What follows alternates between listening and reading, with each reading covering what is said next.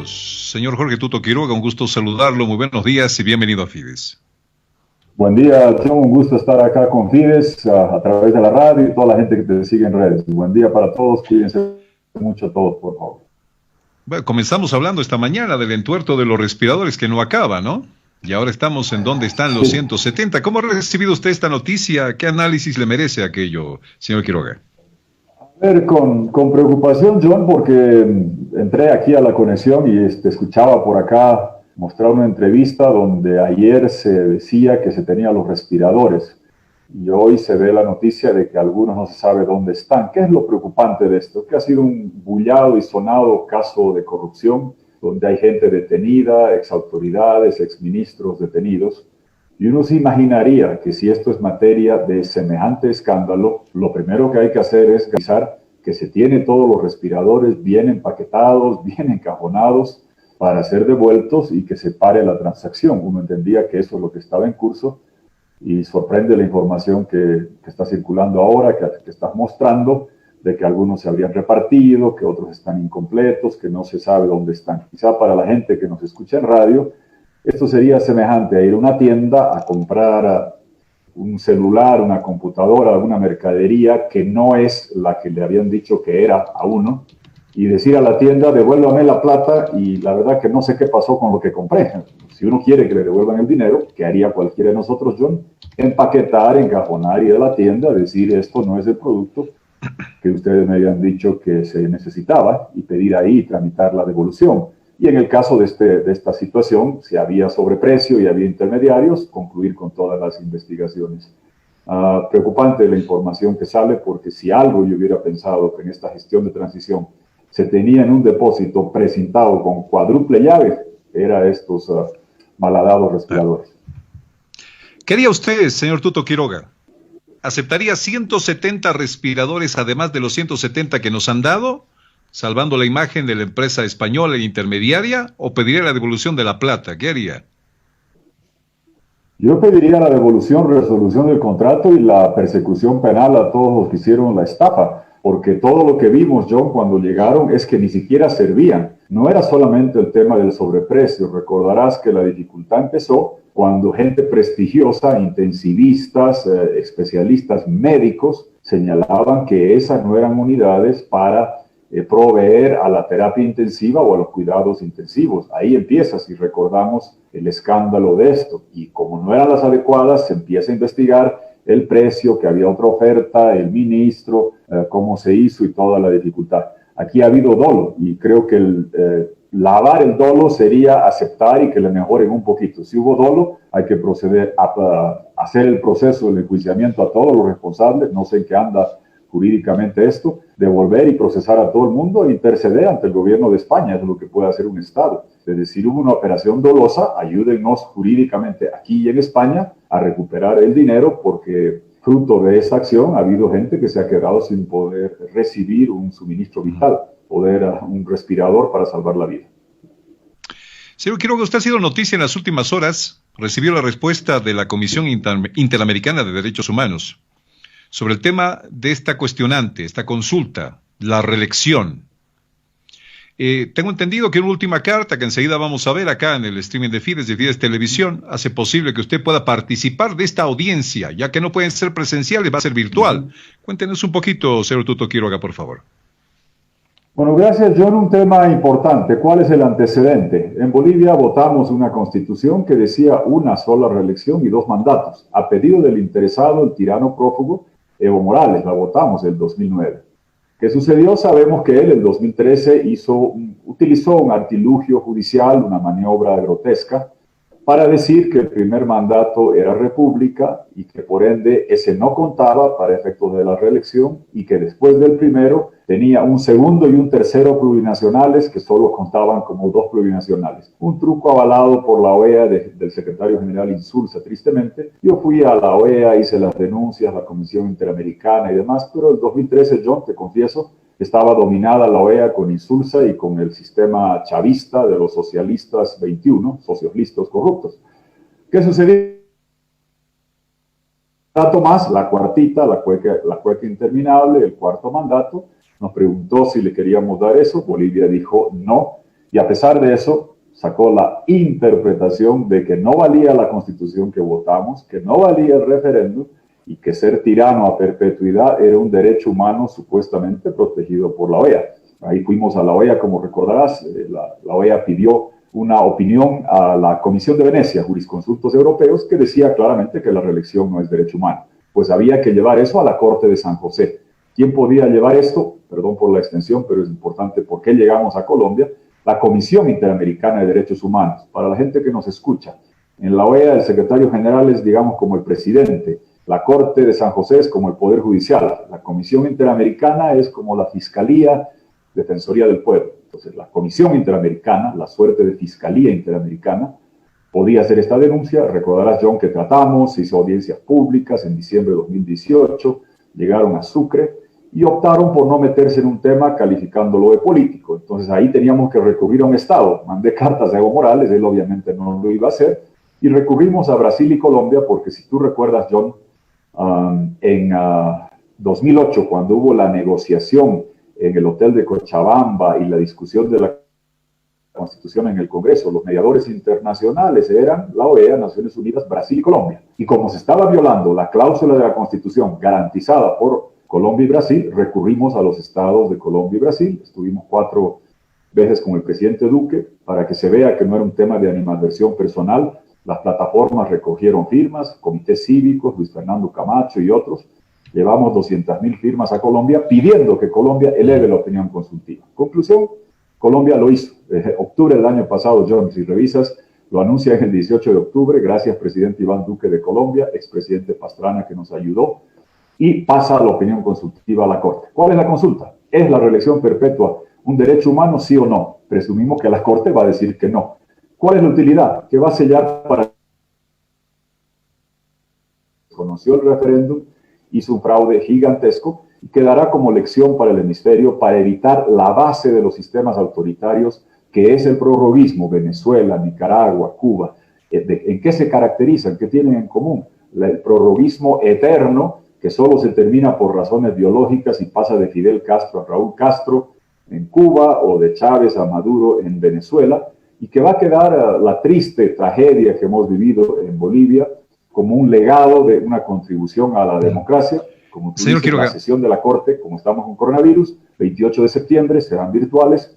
Yo hice las gestiones, mandé el recurso, se llama Amicus Curiae, amigo de la Corte, explicando todo. Esto no es solamente para Bolivia, es para toda América Latina. Pero a diferencia de Honduras o Nicaragua, John, acá se violó una constitución nuevita, no de hace 50 años, aprobada en 2009. Se violó el referéndum y por eso el caso de Bolivia es el que más atención llama y estaremos en esa sesión virtual de la Corte para que quede sellado que nunca más un país podrá tener un tirano perpetuo. Un no de esta Comisión Interamericana de Derechos Humanos, me dice, ¿sellará solamente la historia de lo que pasó o podrá tener algún efecto retroactivo en lo que ha pasado en el país, señor Duto Quiroga? Bueno, tendrá para adelante va a evitar que este truco que se hizo en Nicaragua, que se hizo en Honduras, que se hizo en Bolivia, nadie más podrá hacerlo. ¿Cuál es la treta? Si la Constitución te limita a los mandatos, y en el caso de Bolivia, una Constitución votada por el pueblo, y el límite de mandatos ratificado el 21F de 2016, cuando Bolivia dijo no, quedará sellado que nadie puede volver a hacer esto. Y te lo digo por conocimiento, John. En Dominicana estaban hablando de hacer esto. Algún día Correa en Ecuador aludió a que el artículo 23 de la Convención Interamericana, como en Bolivia, me permite seguir candidateando. Correa ya no puede candidatear. Bien. Presidente, porque ahora ya no puede ser presidente. Entonces quedará como jurisprudencia para todo el hemisferio y en el caso nuestro sellará con tinta indeleble, imborrable a Evo Morales como un hombre que violó su constitución, que desconoció el referéndum y que hizo un fraude gigantesco. ¿Y qué es lo importante para el sistema interamericano? Que hay que actuar a tiempo y por eso pedíamos que defiendan la validez del 21F, porque aquel que viola la constitución para prorrogarse en el poder, que es el crimen mayor, después comete el crimen menor de hacer el fraude informático, caligráfico que vimos el año pasado y todo el sufrimiento que nos trae. Y esta transición que tenemos, que no termina, y la elección que se posterga por el coronavirus, todo se origina, John, en que Evo Morales buscó un cuarto mandato al que no tenía derecho por la Constitución y la Corte de San José fallará y retroactivamente quedará establecido que el problema que surgió en Bolivia, más allá porque se debía a que Evo Morales intentó prorrogarse en el poder. Dos temas más puntuales, señor Quiroga, comprometiéndonos a una futura entrevista, pero que son importantes en este momento y por eso lo invitamos al análisis. ¿Qué tal cubrir a los dirigentes, a quienes estuvieron en las últimas movilizaciones? Es decir, salvarlos de que puedan responder a la justicia por todo lo que se les acusa hasta el día de hoy. Se lo hizo con Mesa, ¿no? En Octubre Negro también. Es decir, no estamos hablando de un proceder de quienes están en este momento en el poder, que fue una práctica también anterior. A ver, quiero ir por un camino de entendimiento, para preservar un bien mayor. ¿O qué opina usted, señor Tuto Quiroga? ¿Cómo deberíamos actuar? A ver, creo que el antecedente del gobierno de Carlos Mesa de dar amnistía fue malo, porque dio la sensación de que podía haber impunidad. Y en este caso, John, muy claramente, yo me he pronunciado con detalle, he enviado una carta a la presidenta Áñez sobre esta materia. Aquí se han cometido crímenes de lesa humanidad. El artículo 7 del Estatuto de Roma, Corte Penal Internacional, tipifica en el artículo 7, numeral 1, los tipos de crímenes de lesa humanidad: asesinato, secuestro, violación, en fin, toda la lista. Y pone exterminio. En el numeral 2, ¿qué dice que es exterminio? El privar de medicamentos y de alimentos a la población civil. Y eso es exactamente lo que se hizo con los bloqueos. Está cuantificada la cantidad de gente, ojalá que el gobierno consiga el registro, entiendo que el número es de 40 personas que pierden la vida por falta de oxígeno, ya que las cisternas estaban varadas. Este es un crimen de lesa humanidad, el que propició y fomentó e instigó Evo Morales y los cocaleros del Chapare, con el triste seguidismo de la COP, y esto no va a quedar impune en la esfera internacional. Entiendo que el MAS tiene el Congreso, pueden derogar la ley de la gravedad, pero por más que aprueben una ley que diga que la gravedad no aplica en Bolivia, aplica. Y aquí se han cometido crímenes de lesa humanidad, y si no se procesan internamente, porque aquí, John, hay familias que han perdido y enterrado a un ser querido, desesperados, viendo como el pulmón estaba hecho goma, como la cabeza les servía y no había el oxígeno para salvarles la vida, y esas familias tienen derecho a contar con justicia domésticamente, y si no es así, el Estado, la presidenta, en base al Estatuto de Roma, puede hacer la denuncia en La Haya. Le he pedido que lo haga y ojalá que lo lleve adelante, porque Bolivia está cansada de ver impunidad permanente, incluyendo los precedentes que se dejaron del gobierno de Carlos Mesa. Usted es candidato, quiere ser presidente otra vez del país. Una última encuesta, no me voy a referir a ella como para que la comente, pero aquí hay un empate entre el MAS y Carlos Mesa. La pregunta de fondo para Tuto Quiroga es: ¿quién va a gobernar el país? ¿Quién va a dirigir el país? ¿El que gane? ¿O un tercero o un cuarto, con ficha mágica dentro de la Asamblea, que se prevé esté muy dividida por estos resultados que nos muestran hasta ahora en un próximo gobierno, señor Quiroga? ¿Quién va a dirigir el país? John, interesante la pregunta. Como siempre, yo no comento encuestas y menos manipulación. Como decía Felipe González de España, hay la opinión pública, la opinión publicada y la manipulada. Hace 10 años hay un sistema de manipulación montado. Tengo los datos, los análisis, no los puedo comentar, estoy tranquilo. ¿Cuál es la preocupación de la gente? Los coletazos, los resabios del tema sanitario, que van a seguir un buen tiempo, y la profunda dificultad económica que se avecina. Nosotros por eso he entrado en esta campaña, porque estoy consciente que llegan dificultades económicas por el desfalco del MAS, que se paró el gas, que despilfarró 50.000 millones de dólares, que quemó reservas del Banco Central al ritmo de 2.000 millones de dólares al año, que nos endeudó interna y externamente, agregado al ritmo de 2.500 millones de dólares al año, que nos dejó un déficit fiscal de 8% del PIB insostenible. En cuenta corriente, vale decir, se iban los dólares, de 5% del PIB, insostenible. Eso requería un programa de cooperación al inicio, y con el coronavirus con más fuerza todavía. ¿Qué va a buscar la gente? En todos los análisis y en todas las conversaciones que tengo, va a buscar capacidad económica para combatir las dificultades que se avecinan, firmeza democrática para que no retorne el MAS y unidad nacional como el proyecto que tenemos con Lino Vilca, mi hermano Aymara, con Tomás Ayargo y Quechuas. No se va a volver a gobernar Bolivia sin indígenas, y esa mezcla de capacidad en lo económico, de firmeza en lo democrático y de unidad entre todos los bolivianos somos los que la ofrecemos. Yo veo ahora que la gente está preocupada por el tema económico. Escucha a don Carlos Mesa decir que se viene la UDP. No, yo combatí, John, el 2001-2002. Peleamos contra una profunda crisis económica. Se vino abajo Argentina, se vino abajo Brasil, Bolivia siguió creciendo, nadie perdió sus ahorros, se mantuvo la fortaleza financiera, hicimos los gasoductos, abrimos mercados de textiles, condonamos deuda, lo pasamos a los municipios pobres para luchar contra la pobreza. Se viene un desafío como ese. Si viene un gobierno timorato, si viene el señor Mesa o el señor Arce, de repente llega la UDP. ¿Qué es la UDP? Hiperinflación, desdolarización, corridas, la gente joven ni se acuerda.